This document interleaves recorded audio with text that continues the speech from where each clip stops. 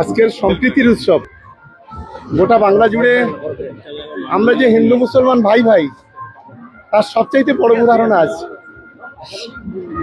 সারা বাংলা জুড়ে আজকের হিন্দু মুসলমান যারা আছেন এই সম্প্রীতির উৎসবে সবাই ঐক্যবদ্ধ।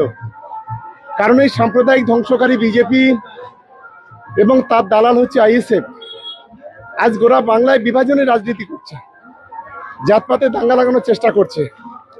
তাই আজকে একদিকে যেমন হোলি দিবস, অন্যদিকে পবিত্র রমজান মাস চলছে। আমরা বাংলার সর্বস্তরে মানুষের কাছে শুধু এইটুকু আবেদন করব যে সম্প্রীতিটা বজায় রাখুন। হিন্দু মুসলমানের একতা, ঐক্য, ভ্রাতৃত্ব, বন্ধুত্ব, সম্প্রীতি এটাকেই আমাদের রক্ষা করতে হবে। এটাই আমাদের মুখ্যমন্ত্রী মমতা বন্দ্যোপাধ্যায় এবং আমাদের নেতা অভিষেক বন্দ্যোপাধ্যায় শিখিয়েছেন। বিরোধীদের দাবি শওকত মোল্লা কৌশলে ভোট প্রচার করছে উৎসবকে সামনে রেখে।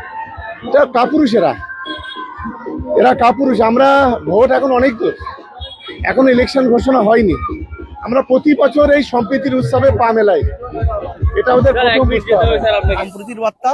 আমরা হিন্দু, মুসলিম, জৈন, খ্রিস্টান সবাই আমরা কাঁধে কাঁধ মিলে সমস্ত অনুষ্ঠান আমরা সকলে পালন করি। আজকে আমাদের ব্যামতা 1 নম্বর অঞ্চল তৃণমূল কংগ্রেসের পক্ষ থেকে বসন্ত উৎসব পালন হলো একটা র্যালির মাধ্যমে। এখানে উপস্থিত ছিলেন আমাদের প্রাণপ্রিয় বিধায়ক ভাঙড়ের অবজারভার মাননীয় শওকত মোল্লা মহাশয়। আমাদের অনুষ্ঠান ব্যামতা নস্করপাড়া থেকে গাজীপাড়া মোড় পর্যন্ত আমাদের অনুষ্ঠানটা অনুষ্ঠিত হয়েছিল। প্রতি বছর হয় নাকি এবার সামনে ভোট আছে বলে এরকম? না, প্রতি বছরই হয়, এবারে একটু বড় করে পালন হলো।